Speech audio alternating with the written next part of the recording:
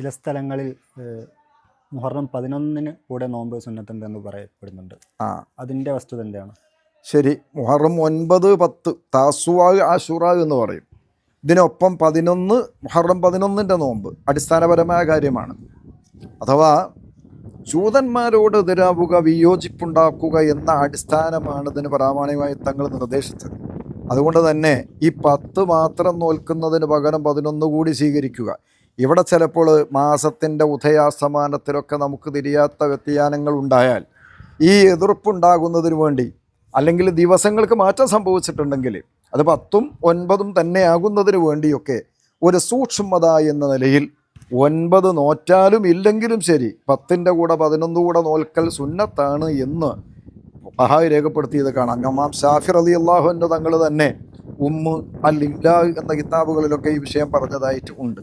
അടിസ്ഥാനപരമാണ്, പ്രാമാണികമായിട്ട് 11 കൂടെ നോമ്പ് എടുക്കേണ്ടതാണ്, സുന്നത്താണ്.